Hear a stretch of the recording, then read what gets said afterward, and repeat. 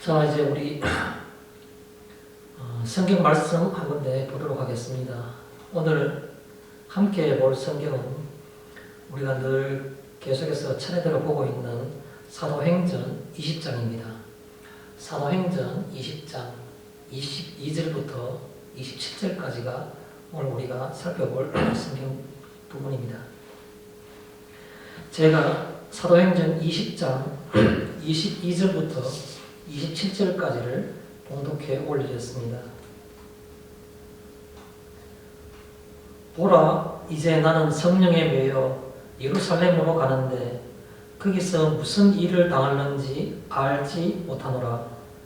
오직 성령이 각 성에서 내게 증언하여 결박과 환난이 나를 기다린다 하시나 내가 달려갈 길과 주 예수께 받은 사명 곧 하나님의 은혜의 복음을 증언하는 일을 마치려 하면은 나의 생명조차 조금도 귀한 것으로 여기지 아니하노라.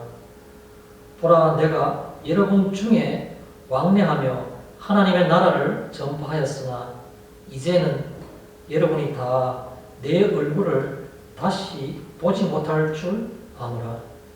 그러므로 오늘 여러분에게 증언하거니와 모든 사람의 피에 대하여 내가 깨끗하니 이는 내가 꺼리지 않고 하나님의 뜻을 다 여러분에게 전하였음이라. 아멘.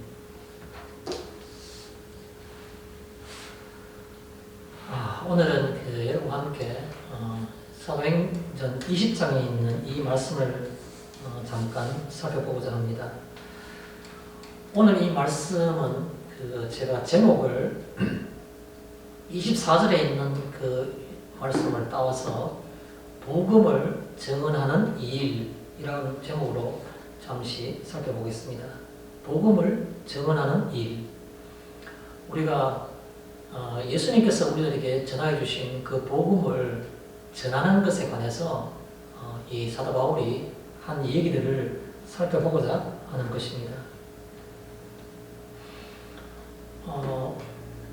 오늘 이 본문은 사도행전 20장에 속해 있는데 사도행전 20장은 이렇게 생각하게 되면 한 두 부분 정도로 이렇게 나누어 생각할 수 있습니다.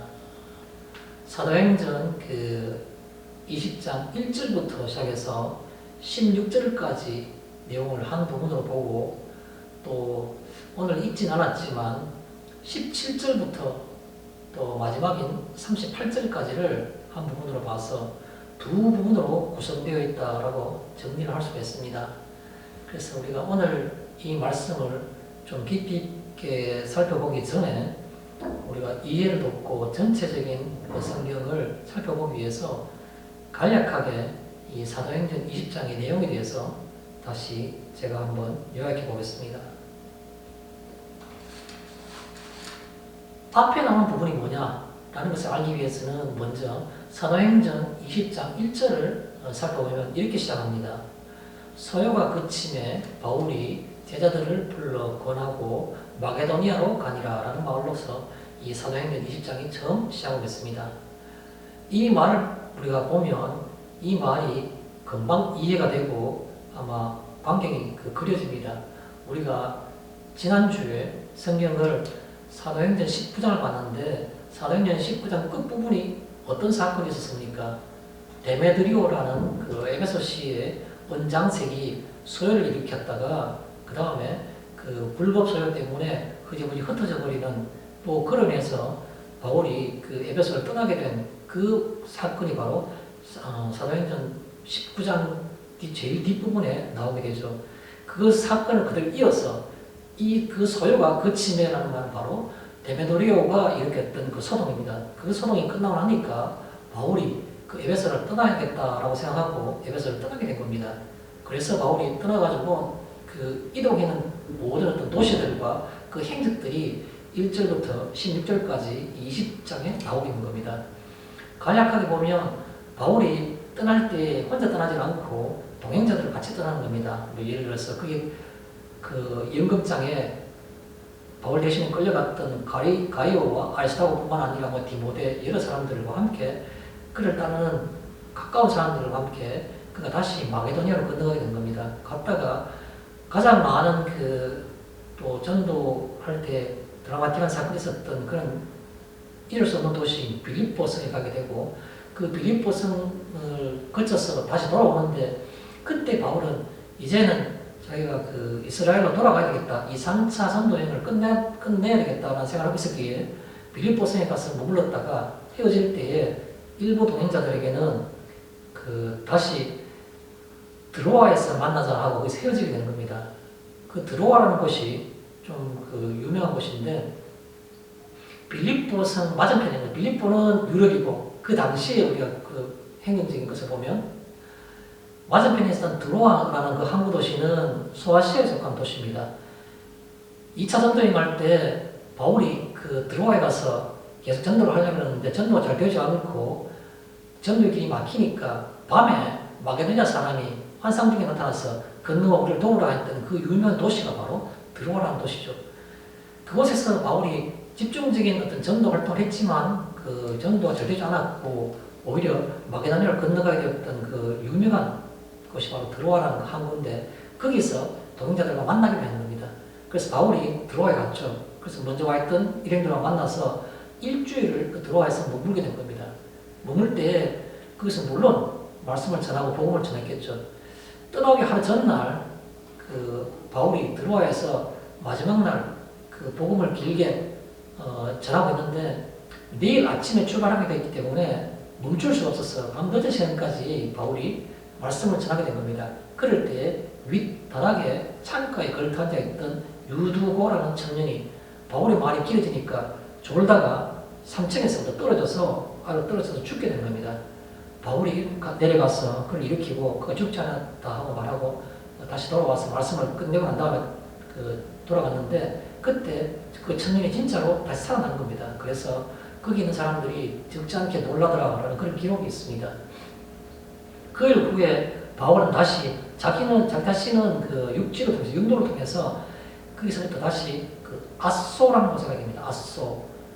정확하게 왜 드로아에서 아소까지 다른 일행은 배를 타고 갔는데 바울은 자기 혼자만이 왜 육로로 갔는지는 밝히지 않았지만, 그냥 아소라는 곳에 들렸다가 그냥 아소에서 자기 동행자들을 다 만나서 다시 배를 타고, 이 바울이 6월절 이전에 예루살렘에 도착하기 위해서 시일을 지체할 수 없어서 자기가 둘러보고 싶었던 모든 도시를 다 둘러보지 못하고 그 소아시아에서 가장 큰 도시 에베소에 지나가는 길이 있었지만, 배가 지나가는 길이 있었지만 그게 에베소에 들르지 않고, 아마 이유는 들르면 많은 사람들을 만나면 또 며칠을 묵어야 되고, 그렇지 않으면 또 데메드리오 같은 그런 소동이 또 일어날 수 있으니까 아마 여러 가지 복합적인 이유가 있었을 겁니다. 그래서 이 바울은 배를 타고 에베소를 멀리 보면서 100길로 에베소를 지나서 남쪽에 있는, 에베소보다 더 남쪽에 있는 항구 도시, 그 당시에 어떤 지리적인 여건을 보면 소아시아에서는 에베소가 행정적으로 수도였고 제일 큰 도시였는데, 그 에베소 다음에 두 번째 된 도시, 제2의 도시가 바로 밀레도라는 도시입니다. 밀레도.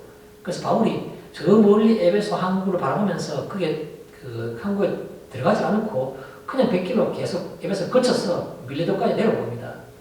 육지로 오면 대략 에베소에서 밀레도는 남쪽으로 한 50km 정도, 어떻게 보면 45km, 어떤 보면 대략 50km, 직선거리나 그렇지 않으면 육로와 지나다니는 길로 빠지면 약간의 차이가 있을 수 있는 대략 한 50km 전후에 거리 떨어진 남쪽에 있는 도시가 바로 밀레도라는 도시입니다.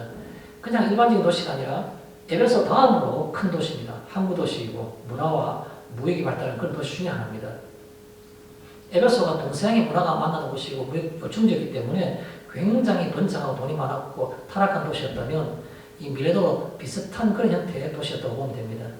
그래서 밀레도에 도착한 다음에 보면 그때부터 오늘 본문 말씀이 나오기 시작한 겁니다. 오늘 본문 말씀이 우리가 22절인데 22절에 어떻게 처음 시작합니까? 바울이 밀레도에 이르러 사람들을 에베소에 보내어 교회 장로들을 오라 하니 그들이 오매, 이렇게 시작하고 있습니다. 밀레도에 바울이 도착하자마자 거기서 육지에 내려가지고 그곳에서, 물론 그곳에는 밀레도의 교회가 어떻게 성립됐는지 누가 그게 바탕이 됐는지는 구체적으로 알려드리지 않지만, 그러나 바울이 자기가 있는 그 숙소에서 사람들 주위에 같이 있던 동행자들 몇몇을 다시 육로로 대략 한 50km 북쪽에 있는 에베소에 산을 보내서 그 3년 동안 자기가 봉사했던 또 주를 섬겼던 그 에베소에 있는 장로들을 교회 장로들을 오라 합니다. 시간이 없어서 내가 이스라엘로 다시 돌아가기 전에 고국으로 돌아가기 전에 내가 당부에 말하겠다 라고 해서 와서 이 사람들이 듣게 되는 겁니다. 그래서 실제로는 그 바울이 상륙한 밀레도에 상륙한 그 기사는 오늘 22절에 나오지만 실제로 설교를 시작하면서 23절부터 생각하면 됩니다. 그래서 바울이 에베소 교인들에게, 물론 장소는 에베소가 아니고 밀레도입니다. 밀레도에서 에베소에 있는 교회 장로들, 교회 그 지도자들을 불러서 마지막으로 한 설교의 말씀이 바로 오늘 이 뒷부분에 나오는 사도행전 20장 18절부터 35절까지의 설교 말씀입니다. 17장 22절부터 35절, 죄송합니다. 사도행전 20장 18절부터 35절까지. 이 부분이 바로 바울이 에베소 교인에게 하는 마지막 설교라고 볼 수 있죠. 특이한 특징 하나가 뭐냐면 이때까지 바울은 모든 설교와 복음을 전할 때 유대인이나 혹은 그 헬라인이나 모든 사람을 전하다 보니까 핍박을 받을 때가 굉장히 많았습니다. 그러나 이날 이 설교는 좀 감동적인 설교인데, 왜냐하면 거기에 모이는 모든 청중들은, 듣는 사람들은 전부 다 교회 장로들이고 그의 동행자들이고 신실한 사람들이었습니다. 그러다 보니까 바울 한마디 한마디가 굉장히 힘이 있었고 분위기적으로도 굉장히 깊이 있는 그런 말씀을 할 수 있었다라는 생각을 우리가 짐작할 수 있겠죠. 35절까지 바울의 설교가 끝이 나는 겁니다. 36절에 오늘 바로 뭐랍니까? 바울이 말하기를, 바울이 말을 마치고 무릎을 꿇고 거기 모인 모든 사람들과 함께 기도를 하니 모든 사람들이 바울의 목을 안고 크게 울고 입을 맞추고 다시 보지 못함이라는 말로 인해 바울을 배에까지 전송하니라 라는 말이 바로 오늘 마지막 20장 끝부분입니다. 전체적인 흐름과 지금 우리가 오늘 읽은 이 본문이 어디에 속하는가를 우리가 살펴봤습니다. 오늘 우리가 읽었던 이 22절부터 27절은 바울의 그 마지막 설교, 어떻게 보면 3차 전도 여행의 마지막 설교라고 볼 수 있기도 하고, 어떻게 보면 바울이 전도가 3차 전도 여행까지 했으니까 바울이 전생에 걸쳐서 가장 큰 어떤 일을 했던 그 전도 여행의 마지막 대미를 장식하는 설교라고 볼 수 있는 게 바로 이 오늘 본문입니다. 사실은 본문이 18절부터 35절까지 되어 있지만 그 중에서 가장 핵심적인 부분을 할 수 있는 것을 뽑아서 오늘 함께 살펴보고자 하는 겁니다. 자, 우리 오늘 성경 말씀 읽었으니까 지금 시간이 좀 지나서 다시 한번 정독해서 이 오늘 본문의 말씀을 제가 정리하겠습니다. 조금 전에 제가 말씀드린 것처럼 22절부터 시작하는데 22절은 바울이 밀레도에 이르러 사람들을 에베소에 보내어 교회 장로들을 오라 하니 장로들이 오고 장로들 온 겁니다. 그래서 앞에 말하기 이런 말을 합니다. 바울이 여러분이 알거니와 내가 이 땅 아시아에서 어떻게 주를 섬기는 것인지, 또 그리고 겸손과 눈물로 어떻게 내가 했는지, 그리고 유대인들의 어떤 여러 가지 핍박과 관계 속에서 내가 어떻게 했는지를 여러분이 정의다 라고 말하면서 두 가지를 얘기하는 거죠. 18절부터 21절까지는 무슨 얘기를 하냐면, 유익한 것이면 무엇이든지 내가 공중 앞에서나 그리고 또 각 집에서나 항상 전하고 가르쳤고, 뿐만 아니라 유대인이나 헬라인이나 모두에게 내가 하나님께 대해서는 회개를, 그리고 우리 주 예수에 대해서는 믿음을 내가 전하였다라는 말로서 일단 먼저 서두를 끄집어낸 겁니다. 에베소 교회 장로들과 교회 지도자들에게 내가 이 땅에서 내가 3년 동안 에베소 이 지역 소아시아에서 내가 어떻게 전도했는지를 여러분들은 내게 증인이다라는 그 말을 먼저 한 겁니다. 그리고 굳이 내가 정리하자면 내가 증언했는 것 중에 대표적인 것은 바로 뭐냐면 하나님께 대해서는 내가 우리가 회개해야 한다는 그 부분, 또 그리고 유대인이나 헬라인이나 모든 사람에게 내가 핍박을 받더라도 항상 내가 말씀을 전했다라는 그걸 강조하고 싶은 겁니다. 그러고 난 다음에 오늘 이 본문 22절 시작한 겁니다. 어떻게 시작하냐니까, 보라 이제 나는, 자 나를 봐라, 이제 나는 지금 예루살렘에 가는데 그냥 가는 게 아니고 성령에 매여 보라 이제 나는 성령에 매여 예루살렘을 가는데, 예루살렘을 지금 가긴 가는데 그게 내가 내 계획적인 의도에 따라서 3차 전도여행을 마쳤으니까 예루살렘에 가야 되겠다 이렇게 가는 게 아니고 성령께서 나를 가게 하시니까 가게 된 거다. 그걸 얘기하는 겁니다. 보라 이제 나는 예루살렘에 가는데 거기서 내가 무슨 일을 당하는지 알지 못하노라. 뭔가 모르게 부정적이고 힘들고 어렵고 어떤 염려스러운 그런 상황들이 앞에 있을 것만 같다라는 것을 바울이 먼저 언급하고 있습니다. 거기서 무슨 일을 당하는지 나는 알지 못하노라. 무슨 일을 당하는지 알지 못하노라는 말은 긍정적으로 희망차고 그런 것을 의미하는 것이 아니고 반대의 개념에서 굉장히 두려울 수 있는 그런 미래가 나를 기다리고 있다는 그런 말이겠죠. 나는 알지 못하노라는 것은 자기는 알지 못하지만 그러나 곧바로 23절에 뭐라고 하냐니까 오직 성령님이 각 성에서 내가 이때까지 쭉 여러 개 성을 거쳐가지고 이곳에 밀도까지 오는데 각 성에서 뭐 빌립보에서 나중에 보면 빌립보에서 예언하는 사람도 있었죠. 빌립보에서 그다음에 또 드로아에서 중간에 거쳤던 아소라는 곳과 미두레라는 곳과 마지막에 지금 현재 이곳에 왔는데 그 거치는 여러 도시에서 마게도니아 지역과 아시아 지역들 거쳐오는데 여러 성에서 오직 성령이 여러 성에서 나에게 증언하되 결박과 환난이 기다린다 하나. 내가 예루살렘에 가게 되면 결박하는 것, 내가 묶이는 부분과 그리고 환난당하는 것, 어려움 당하는 부분이 나를 기다린다 하나. 하지만 그 말이겠죠. 하나. 유명한 그 요절이죠. 사도행전 20장 24절. 내가 달려갈 길과 주 예수께 받은 사명 곧 하나님의 은혜의 복음을 증언하는 일을 마치려 하면은 내 생명조차도 조금 더 귀한 것으로 이기지 아니하노라 라는 고백을 하게 된 겁니다. 내게 알지 못하는 그 두려움과 알지 못하는 어려움이 나를 기다리고 있지만 그러나 나는 그것에 대해서 아무 개의치 않는다.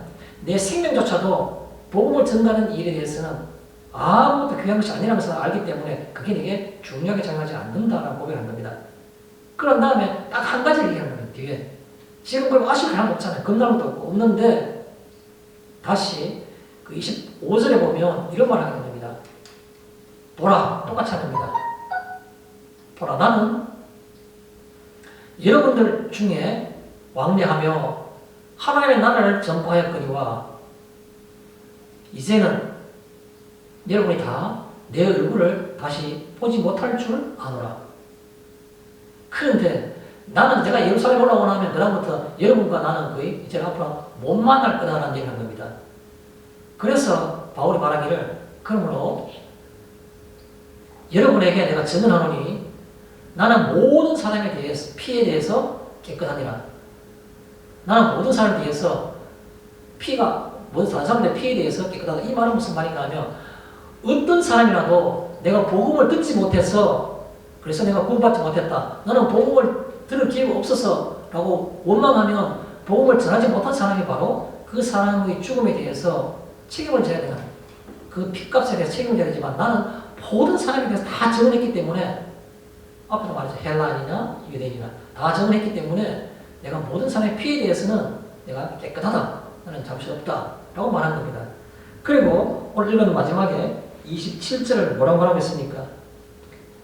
7절에 이는 왜 그러냐 하니까 내가 끓이지 않고 하나님의 뜻을 여러분에게 다 전하였습니다. 라는 겁니다. 왜냐하면 바울은 어떤 어려움이 있더라도 우리가 생각하면 금방 짐작되는 것이 많지 않습니까? 돌로 맞기도 하고 강도의 위협을 받기도 하고 쫓겨나기도 하고 비난을 받기도 하고 죽을 목숨 여러 번 피하기도 하고 그런 여러 가지 환난 가운데서 내가 끓이지 않고 뭘 갖다 끓이다라는 말은 원래 원어적인 말을 그대로 번역하게 되면 끓이다는 말 자체는 뭘 힘들어서 피하다, 회피하다, 움츠리다 뭐 그런 의미를 갖고 있는 게 바로 이 단어입니다. 그래서 내가 그 수많은 어려움과 위험과 힘듦과 육체적인 고통 가운데와 정신적인 어떤 그런 박해 가운데에서도 전혀 그것이 귀찮고 힘들다고 내가 피하지 않았다는 겁니다. 표하자고 다 하나님의 뜻을 다 여러분에게 전했기 때문에 나는 내가 누구에게도 그 사람의 피해에 대해서는 내가 깨끗하다라는 말을 하는 겁니다. 아마도 제가 보기에는 이 바울이 이 에베소 교회 장로들을 불러서 얘기한 것은 복음을 다시 한번 복음이 뭐라는 것을 얘기해 주는 것도 물론 필요한데 그것은 21절, 22까지 18절부터 21절까지가 바로 복음의 내용에 대해서 잠깐 간략하게 설명했지만 그것은 그냥 가볍게 터치를 하고 오히려 이 뒷부분에 대해서 굉장히 크게 강조하는 겁니다. 내가 모든 사람의 피해에 대해서 깨끗하다. 그리고 여러분이 바로 이게 증인이다. 왜냐하면 내가 끓이지 않고 어떤 경우든 내가 몸을 사리지 않고 다 전했기 때문에 그렇다라는 말을 하고 싶었던 겁니다. 그게 바로 바울의 오늘 설교의 핵심적인 부분이었습니다. 아마 여러분들은 오늘 말씀을 들으면서 앞부분에 대해서 듣고 싶었는지는 모릅니다. 복음을 적응하는 일이라고 말하면 그래 복음을 어떻게 전하지? 복음의 내용에 대해서 뭐라고 전하지?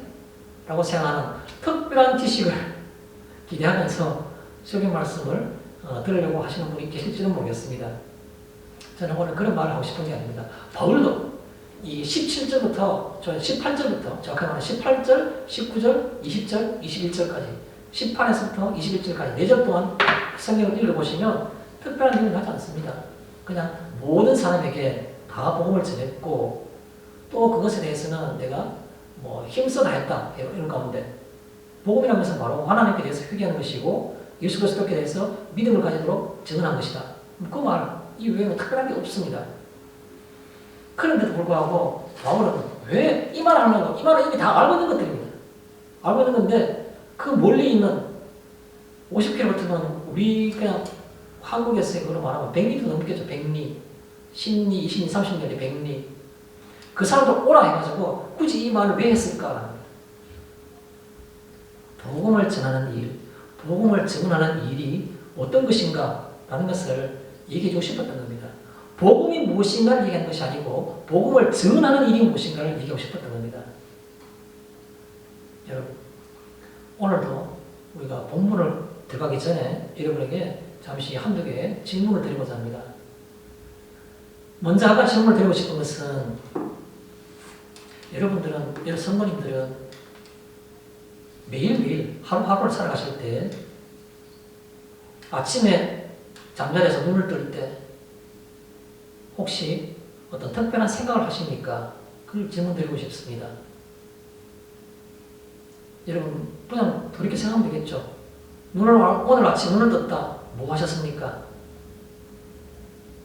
또 여러분은 잠자리에 드셔서 주무시기 전에 잠들 때 이제 하루를 마감하는구나 생각하시면서 침대에 누웠을 때 잠들기 전에 무슨 생각을 하십니까? 그거를 여러분에게 여쭙고 싶습니다. 아무 생각 없이 눈 뜨니까 아이고 늦었네. 그동저동 출근해야지 이렇게 나가시는 겁니까? 아니면 잠들기 전에 나는 불면증이 있으니까 오늘은 잠 푹 깊이 빨리 잠들었으면 좋겠다 이런 생각하십니까? 어느 쪽입니까? 무엇입니까? 또 그와 독립적일 수도 있고 연관성이 있다고 생각할 수도 있는데 또 다른 유사한 질문 하나 더 드린다면 이렇게 묻고 싶습니다. 여러분 성도님들은 성도로서 하나님의 자녀로서 살아가기 위해서는 이 땅에서 가장 가치 있는 일이 무엇이라고 생각하십니까? 저는 묻고 싶습니다. 성도로서 내가 믿는 사람으로서 또 하나님 나를 구원하셨다고 하셨는데 그 내가 구원받은 하나님의 자녀로서 하나님의 통치 안에 있는 사람으로서 이 유한한 시간인 인생을 살아갈 때에 내가 해야 될 내가 뭔가 뭘 의도적으로 그 어떤 특별한 가치 있는 일이 무엇이라고 생각하십니까? 저는 두 가지를 질문을 드리면서 본문을 살펴보고자 합니다. 자, 먼저 본문에 대해서 잠깐 몇 가지 생각하겠습니다. 자, 오늘 제가 제목을 복음을 증언하는 일이라고 말씀을 드렸습니다. 본론적으로 첫 번째 세계 정부에 대해서 각 하나하나에 대해서 두 가지로 설명을 드리고자 합니다. 첫 번째, 복음을 증언하는 일이라는 말을 우리가 생각하기 위해서 살펴보고 싶은 그 표현이 22절에 있는 표현입니다. 바울이 말하기를 보라 이제 나는 성령에 매여라는 말을 22절 하고 있습니다. 성령에 매여. 저는 첫 번째 소제목을 성령에 매여라는 말로 생각하고 싶습니다. 쉽게 생각하겠습니다. 성령에 매여라는 말은 무슨 말입니까? 바울이 현재 지금 상황으로 보면 예루살렘으로 가는 것. 가야 되나? 그렇지 않으면 예루살렘에 가지 않는 것. 어떤 상황이든지 그거는 내 생각, 내 의도가 아닌 그런 말이겠죠. 가는 것도 가지 않는 것도 그런 말이 바로 성령의 매여라는 말을 갖고 있는 그 뒷 배경이라고 볼 수 있는 겁니다. 또 우리가 성령의 매여라는 말은 무슨 생각하고 있습니까? 할 수 있습니까? 내가 하고 싶은 대로 사는 것이 아닌 그런 말이겠죠. 말은 내가 전도자이고 내가 그리스도의 증인이다 라고 말하면서 모든 스케줄과 모든 것들은 다 내가 하기 편한 대로 내 생각대로 내게 유익된 대로 그렇게 하는 것이 아니고 내 하고 싶은 대로 아닌 그런 말이 바로 은연중에 뒤에 있는 성령의 매여라는 이 표현 뒤에 배경이 있는 겁니다. 우리가 어떤 그 그림을 그릴 때 바탕색 혹은 배경색이라는 것이 있죠. 전체로 어떤 색깔을 한번 칠하고 그 위에다가 특정한 물체의 어떤 모양이나 색깔을 갖다가 나타내면 훨씬 더 많은 의미를 또 표현할 수 있다고 우리가 보통 미술에서 이렇게 표현하죠. 바탕색을 생각했잖아.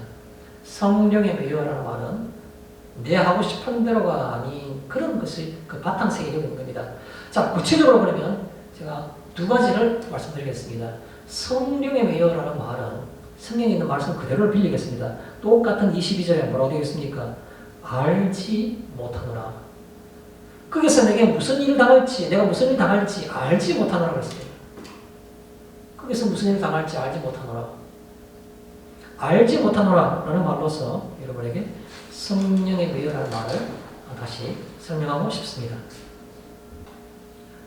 바울은 예루살렘에 갔을 때 어떤 일이 일어날지 전혀 알지는 못합니다. 그것도 희망적인 어떤 일보다는 훨씬 더 힘든 일이 짐작되는 그런 상황이었습니다. 그럴 때 알지 못하노라 라는 말을 가지고 성령에 매여 있다는 말이 무엇인가를 살펴보고자 합니다. 알지 못한다는 말은 무슨 말이겠습니까?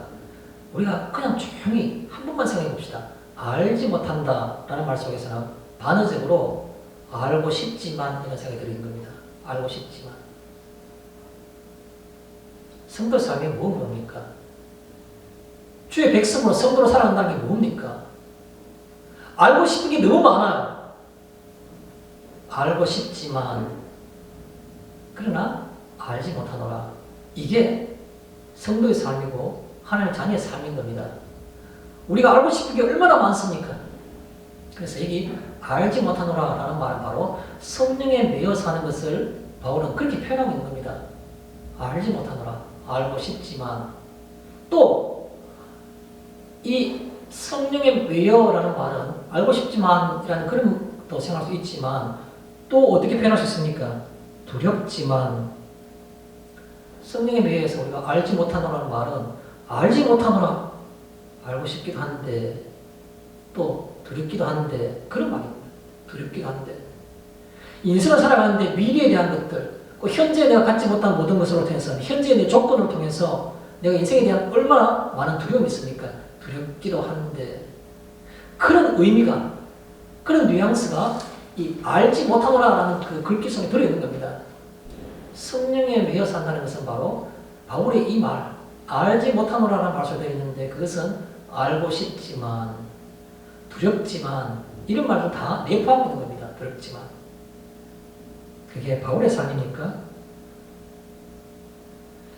또 하나 지적한다면 알지 못하노라라는 말은 믿음은 원래 그 본질이 그런 뜻입니다. 믿음이란 원래 그 본질이 그런 뜻입니다. 믿음이 야고보는 뭐라고 말했습니까? 행함 없는 믿음은 죽은 것이라고 그랬죠. 내 머릿속에서는 성경 66권을 다 암기하듯이 다 알고 한들 행함이 없으면 그 믿음은 죽은 것입니다. 아무도 아닌 겁니다. 여기 알지 못하노라는 말은 무슨 말입니까? 알지 못하니까 두려워서 힘들어서 내가 안 하게 되면 그것은 성령에 매여서 하는 게 아닌 겁니다. 그래서 이 알지 못하노라는 말 속에서는 믿음이란 본질이 그런 것을 그런 의미를 가지고 있는 겁니다. 우리의 삶 가운데 어떻게 확인된 것만, 내게 이익된 것만, 하기 쉬운 것만 그게 어떻게 믿음이 될 수 있겠습니까? 그래서 오늘 이 첫 번째 소제목인 성령의 매여라는 말을 풀어쓰게 되면 알지 못하노라라는 말로서 우리가 그것을 생각해보고 싶은데 그 알지 못하노라는 그 속에 갖고 있는 뉘앙스 자체가 우리들에게 많은 것을 생각하게 하는 겁니다. 알고 싶기는 한데 두렵지만 믿음이라는 것이 원래 그 본질이 그렇듯이 이런 것을 우리들에게 얘기한다는 겁니다. 그게 바로 알지 못하노라 가지고 있는 성령의 매여서 하는 상태를 설명하는 겁니다. 두 번째입니다. 성령의 매여라는 말을 다시 풀었으면 23절에 있는 말씀입니다. 23절에 오처럼 시작하는 부분이 있죠. 오직 성령이 성령에 매여서 한다는 것은 바로 뭐냐 하면 전적으로 성령과 동행한다는 겁니다. 오직 성령이 시키는 대로 내가 따라가는 겁니다. 성령님 나를 도와주십시오. 현대인의 많은 사람들과 교인들과 성도들이 성령님은 도우시는 하나님, 내 옆에 계시는 나의 조력자, 내가 모든 걸 결정하고 이렇게 살았는데 성령님 이 부분 내게 플러스 알파, 보너스로 나를 도와주십시오. 내 기도를 들어주십시오. 그것은 성령에 매여서 하는 것이 아닐 겁니다. 내 자신의 인생이 내 인생의 주인이 되어서 하는 겁니다. 그건 성령에 매여서 하는 게 아닌 전혀 아닌 겁니다. 성령에 매여서 한다는 것은 바로 뭐냐면 오직 성령이 이 표현에 좀 초점을 맞출 필요가 있는 겁니다. 오직 성령이. 이 오직 성령이라는 말은 무엇을 그 배경 깔고 있겠습니까? 가장 우선적인 이란 말을 들어있는데 성령은 주의 영입니다. 진리의 영이십니다. 진리의 영 속에서 감동하시고 이렇게 하는 것이라고 생각하면 그렇게 따라가는 것이 가장 우선적이라는 겁니다. 다른 이유 되지 마십시오. 다른 성경에 보니까 이런 경우에는 이렇게 하는 것을 적용할 수 있는 거 아닙니까? 그건 성령에 매여서 하는 게 아닙니다. 성령에 매여서 한다는 것은 오직 성령이 하시는 대로 그게 바로 오직 그게 바로 성령에 매여서 하는 겁니다. 가장 우선적으로 그 뜻이겠죠. 또 순종함으로 성령이 이렇게 말씀하시지만 요나처럼 니느웨로 가라 하는데 니느웨? 그 나라는 아수르는 이스라엘을 핍박하고 괴롭히는 나라인데 그 나라는 멸망을 해야 된다는데 왜 내가 가서 그걸 회개시켜야 됩니까? 나 몰래 다시스로 가게 됐습니다. 가버리는 요나처럼 순종하지 않는 것은 믿음이 아니고 그냥 성령을 따라 사는 것이 아니죠. 그래서 성령을 따라 사는 것, 다시 말하면 성령의 매여라는 말은 바로 오직 성령이라는 말은 순종하는 것으로라는 뜻을 가지고 있다는 겁니다. 마지막으로 오직 성령이라는 말은 가치가 있기에 왜 가치가 있는 겁니까? 지금 내 마음은 갈등이 있는 겁니다. 니느웨로 가기 싫다고 요나처럼. 그런데 돌이켜보니까 내 인생 가운데 내가 내 의지로 하는 경우와 그렇지 않고 주의 성령이 하시는 대로 순종하는 경우를 따져보니까 생각해보니까 부인할 수 없이 이때까지 그의 말씀이 옳았으므로 그 가치 있었으므로 그런 것을 우리가 알 수가 있다는 겁니다. 자, 그럼 우리 두 번째입니다. 오늘 우리 이 본문의 제목인 복음을 증언하는 일에 첫 번째는 조금 전에 성령의 매여라고 해서 알지 못하노라 말과 오직 성령이라는 두 가지 말로서 공부를 해봤습니다. 자, 이번에 두 번째 복음을 증언하는 일은 오늘 이 말씀의 제목에 따라서 소제목으로 두 번째가 내가 달려갈 길이라는 것을 함께 공부해보고 하자고 합니다. 내가 달려갈 길. 여러분의 삶은 지향점이 있으십니까? 여러분 어디를 향해 달려가고 있습니까? 무엇이 되기 위해 여러분 열심히 살고 계십니까? 삶의 지향점이 있는 이런 겁니다. 내가 달려갈 길이라는 것은 살다 보니 내가 70 70평생, 80평생 살았네가 아니고 어느 순간부터 내가 여기로 가야 되겠다, 그곳을 가야 되겠다, 이것을 해야겠다라고 지향점이 있다는 겁니다. 지향점. 여러분, 부자가 되는 게 지향점이 어리석은 사람은 아니죠. 다른 사람보다 힘이 있는 사람이 되어야 되겠다고, 다른 사람들 인정받는 사람이 되어야 되겠다고, 그런 상태가 여러분의 인생의 지향점은 아니시죠. 최소한 나는 다른 사람에게 업신여김을 당하지 않아야 되겠다. 그게 여러분의 지향점이십니까? 바울이 말할 때 내가 달려갈 길, 이게 바로 의미가 없는 바는 인생에는 내가 지향점을 가지고 있었다, 내가 향하고 있는 한 목표가 있었다라는 것을 보여주는 겁니다. 달려갈 길이란 말이기 때문에. 그게 소점은 두 가지를 말씀드리겠습니다. 주 예수께 받은 사명이라는 겁니다. 24절 나오죠. 내가 달려갈 길과 주 예수께 받은 사명. 내가 달려갈 길은 이퀄, 동일한 게 바로 뭐냐면 주 예수께 받은 사명이었던 겁니다. 바울은 인생에서의 자기가 모든 노력을 다해서 최선을 다해서 살고 싶었던 하나의 지향점이 있었는데, 삶의 지향점이 있었는데, 그게 바로 뭐냐면 주 예수께서 내게 주신 사명이었던 겁니다. 그게 바로 삶의 지향점이라는 겁니다. 자, 그러면 주 예수께 받은 사명이라는 건 무슨 말입니까? 주 두 가지 나오겠습니다. 그냥 겉보기 그대로 그냥 분해하겠습니다. 주 예수께 받은, 그 다음에 뒤에 나온 사명, 두 부분으로 나누겠습니다. 주 예수께 받은 이란 말은 무슨 말입니까? 사람의 준 게 아닌, 사람과 관련된 것이 아닌 그런 뜻입니다. 여러분의 지향점은 만약 있다면 여러분의 인생의 지향점이 사람과 관련된 게 아닙니까? 혹은 사람이 여러분에게 가르쳐준 게 아닙니까? 그러시길 바랍니다. 바울은 말할 때 주 예수께 받은 이란 말인 겁니다. 우리의 삶의 지향점이 다른 먼저 사는 사람들의 위인들과 다른 어떤 그런 세상에서 성공했다고 알려져 있는 사람들의 그 사람들이 보여줬던 그런 어떤 것들, 그것이 동일하게 우리에게도 지향점과 목표가 되어서 살고 있는 겁니까? 바울이 말한 내가 달려갈 길이라는 것은 바로 그것이 곧 주 예수께 받은 것이라는 겁니다. 주 예수께 받은. 주 예수께 받은 것은 사람으로부터 받은 것이 아닌, 사람의 가치를 따지는 것이 아닌 그런 말이 되는 겁니다. 뒤에 있는 거 봅시다. 사명. 주 예수께 받은 사명. 사명이란 말은 뭡니까? 사명이라는 말은 디아코니아, 봉사한다는 겁니다. 봉사.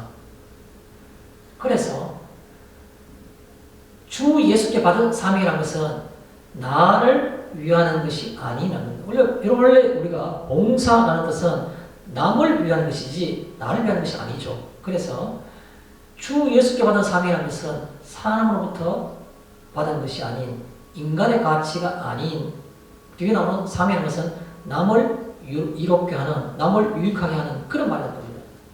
바울은 자기의 인생 목표를 잡았는데, 지향점이 있었는데 그게 바로 나의 달려갈 길이고, 그것은 바로 사람이나 인간으로부터 받은 것이 가치 있는 것이 아니고 그것은 남을 이롭게 하는 것이었다. 그 얘기를 하고 싶은 겁니다. 여러분, 받아들이기 어렵고 수용하기 힘들지만 우리의 삶의 가치는, 목회자 당신은 그러냐라고 말하면 저도 생각을 좀 많이 해봐야 될 것 같습니다. 그러나 성경 우리에게 뭘 말하고 있습니까? 날마다 우리에게 남을 유익하게 하는 사명, 봉사, 그것이 바로 인생의 목표가 되어야 된다는 것을 이해하고 있는 겁니다. 먼저 세 번째입니다. 죄송합니다. 두 번째. 내가 달려갈 길이라는 그 소제목의 첫 번째는 주 예수께 받은 사명이라는 것이 있고, 내가 달려갈 길이라는 것의 두 번째 내용을 살펴보고 싶은 것은 바로 생명보다 귀한 겁니다. 내 생명조차도 조금 더 귀한 것으로 여기지 않느라 라는 그 바울의 고백처럼 내가 달려갈 길은 생명보다도 귀한 겁니다. 그 말을 생각할 때 몇 가지 의미로 표현해 보겠습니다. 생명보다 귀한이라는 말은 인생이 아닌 영생이라는 겁니다. 인생이 아닌 영생.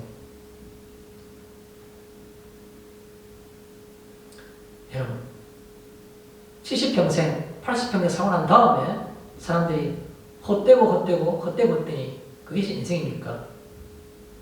인생은 유한하기에 지혜로울수록 인생의 경험이 많이 쌓일수록 그 자체가 허무하고 헛된 것이라면서 모든 사람들이 다 똑같이 고백하고 있습니다. 그런데도 아직까지 그 지혜가 없어서 먼저 살아간 사람들이 헛되다고 하는 것들임에도 불구하고 안 믿겨져서 계속해서 그것을 추구하며 그것이 내게 지금 달콤한 것을 내게 주기 때문에 그것을 맛보고 즐기기 위해서 끊임없이 노력하고 계십니까? 인생이 아닌 영생, 그게 바로 생명보다 귀하다는 겁니다. 또 하나 생명보다 귀하다는 말은 그 인생조차도 의미 있게 하는 것이 바로 생명보다 귀하다는 겁니다.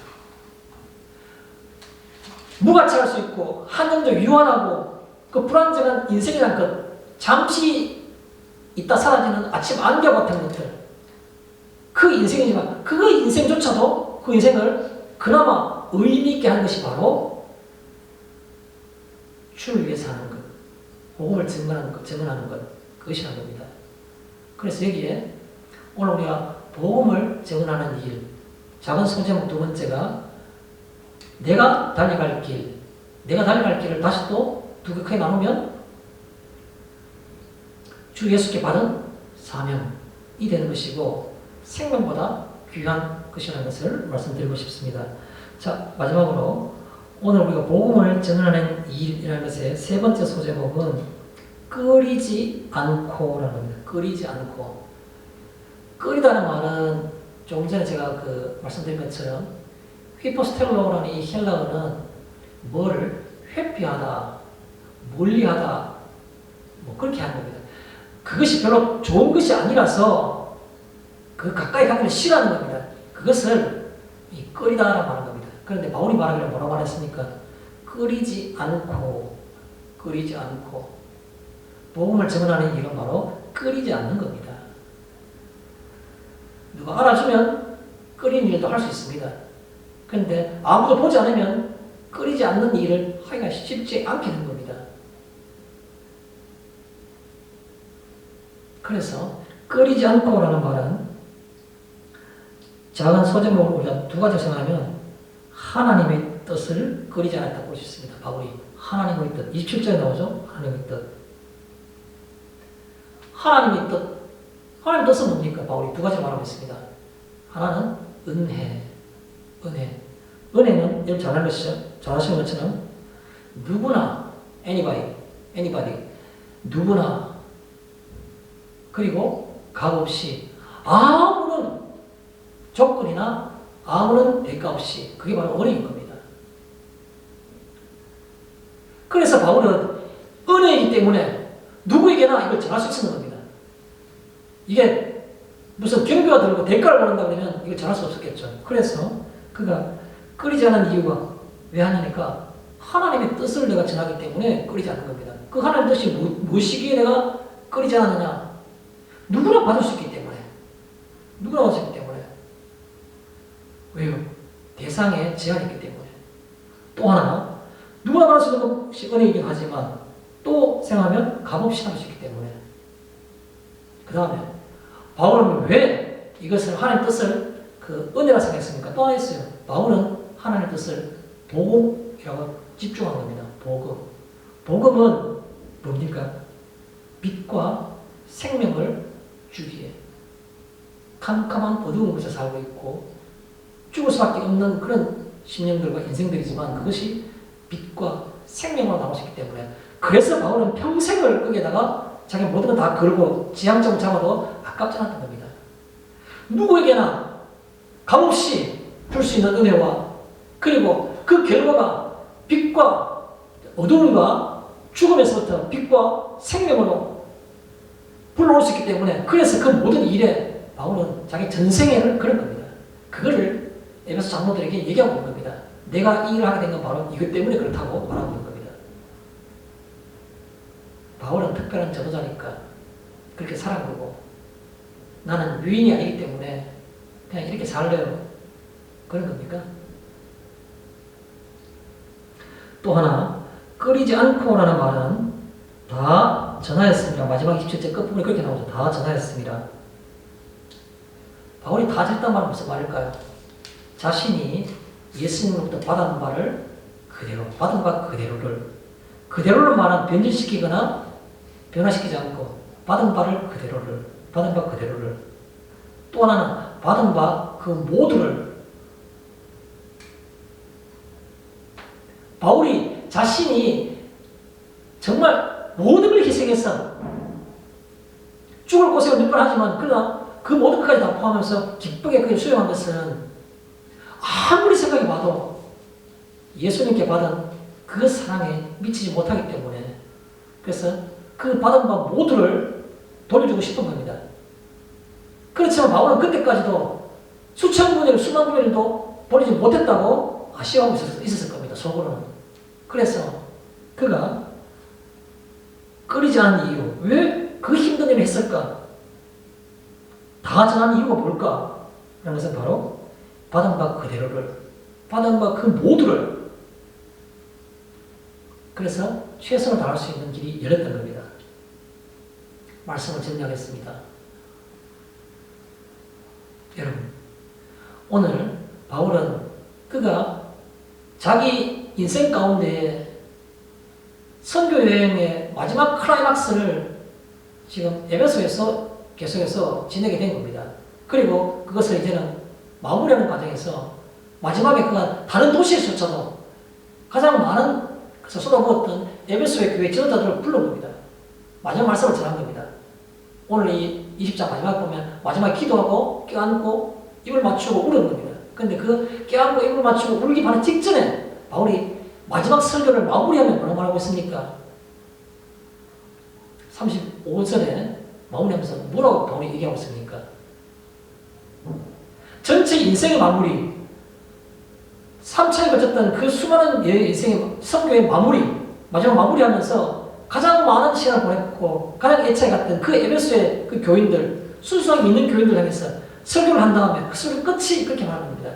예수님께서 말씀하시기를 주는 것이 받는 것보다 복이 있다 하심을 기억할지니라.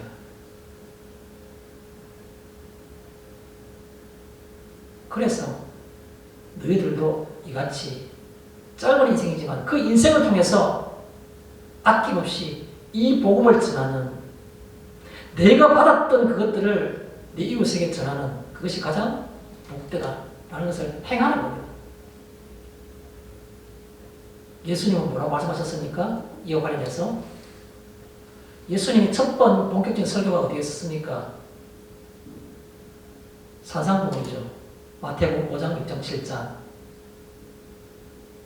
산상보훈에 예수님이 땅 높은 산 올라가서 사람들에게 천만에 이른 게 뭡니까? 산상보훈 마태복음 5장에 첫 시작이 어떻게 시작합니까? 심령이 가난한 자는 복이 있느니 팔복으로 시작합니다.